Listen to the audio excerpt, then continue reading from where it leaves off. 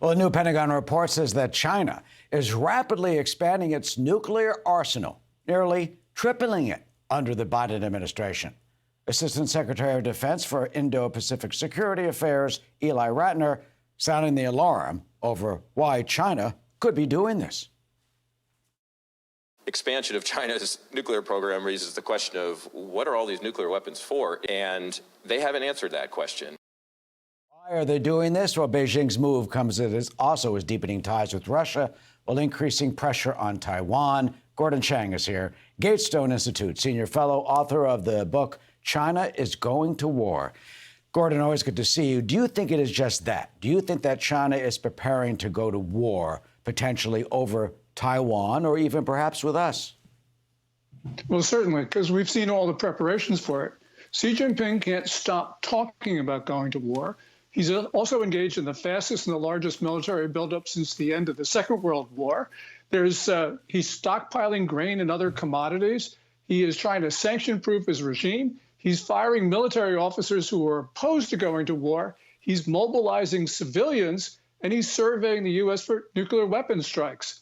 We see all these Chinese incursions and attempted incursions into our military bases, especially in September when a Chinese national twice tried to sneak on to a U.S. nuclear weapons base in the lower 48 states. So it's clear what they want to do. Whether they will actually do it or not is a different question, but they're making preparations to kill Americans. Well, to kill Americans. Are we prepared for this?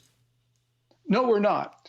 The President of the United States, the one with the constitutional duty to protect Americans from foreign attacks, his number one constitutional duty. He doesn't talk to the American people about this. His budgets don't reflect priorities of getting us ready to go to war. And unfortunately, we have American people who think they're at peace. But yeah, we're at peace right now, but could be on the edge of conflict. How will President-elect Trump differ than the current policy? I don't know. We're going to find out. I think that we're going to see more money for the military. We're going to also see an emphasis on war-fighting capacity, as opposed to, for instance, DEI and other things that the Pentagon has been pushing. But we will see how he looks at this. And his first budget is going to tell us quite a lot about it. If you were to advise President Trump, what would you say? What would you say to him in terms of what type of policies the U.S. should follow in order to try and blunt Beijing? First thing is he needs to talk to the American people. He needs to talk to the American people about how dangerous the situation is. That's not really his style.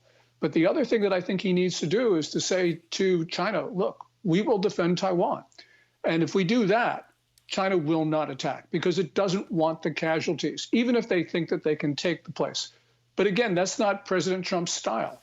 And when asked the question during the campaign, he said, I'm not going to tell you what I'm going to do with regard to Taiwan. So these are questions which remain to be answered. The one good thing is that I think he will speed up arms sales to Taiwan, and that'll be a message to Beijing. But whether that's sufficient, I'm not sure. And finally, what do you predict? How do we go down this road? And at what point does it become untenable? And what point is there a potential clash, if there ever is one? The problem is the world's falling apart. We've got all of these wars around the world. China's involved in 3 proxy wars right now: Ukraine, North Africa, and the Middle East, and is threatening to go to war. One thing we know, Xi Jinping may not have made the decision to go to war yet, but he's made the decision to risk war. He's made the decision to risk war with a U.S. treaty ally, which means he's already made the decision that he's prepared to attack the United States. So we have got to get that message across to the American public, and especially to the Pentagon, which thinks it's at peacetime.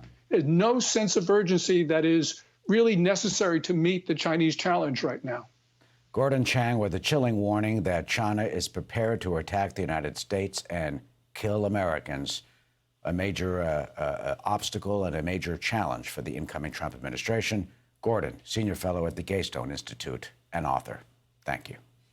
Click here to subscribe to the Fox News YouTube page to catch our hottest interviews and most compelling analysis. You won't get it anywhere else.